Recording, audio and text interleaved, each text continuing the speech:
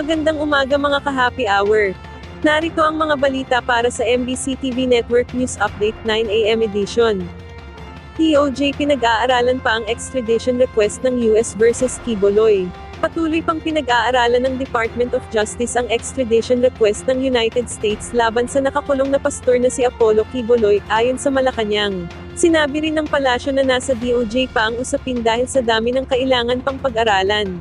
Good afternoon, Yusek. Yusek, may we just have an update about the request of US to extradite Pastor Apollo Quiboloy? Meron na po bang, ano na po yung naging resulta ng meeting? Sa ngayon, ang DOJ ay kasalukuyan pa pong binubusisi, inaaral, ina-assess ang bulto-bultong dokumento na naipasa sa kanila. At hindi pa po sila halos tapos dahil sa napakaraming dapat pag-aralan. Ang isa sa pag-aaralan po nila ay kung yung identity mismo ng nire-request for extradition ay mismo si Pastor Quiboloy. Pangalawa, kung meron double criminality, kung ang mga kaso na kanyang kakaharapin sa US ay maituturing din na kaso na ating pinipinalize dito sa ating bansa. So, hintayin po natin kung ito ay kung kailan matatapos, pero alam nila na ito ay agaran na dapat magkaroon ng desisyon. So medyo makapal lang daw po at bulto ang mga dokumentong kanilang binabasa sa ngayon.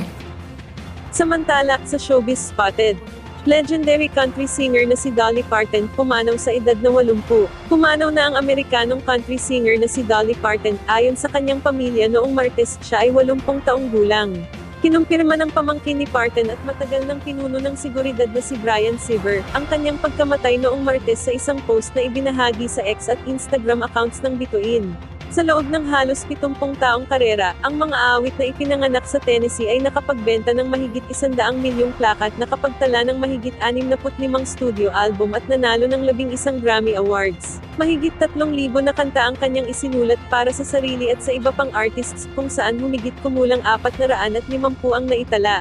Kapansin-pansin ang kanyang pag-compose para kina Merle Haggard, Kenny Rogers, Hank Williams Jr., Emmylou Harris at Skeeter Davis. Siya rin ang sumulat ng I Will Always Love You, isa sa pinakamalaking hit ni Whitney Houston.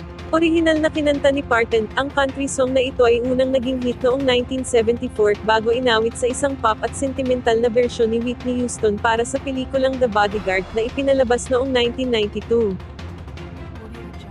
At yan ang mga balita para sa MBC TV Network News Update 9 AM edition.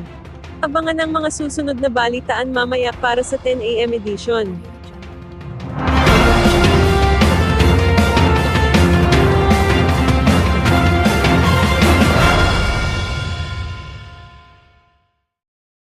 Mga ka-happy hour, kung gusto mong manood ang mga balita sa MBC TV Network News Update, mag-subscribe sa aming YouTube channel, i-like ang aming Facebook page, at i-follow sa aming TikTok account.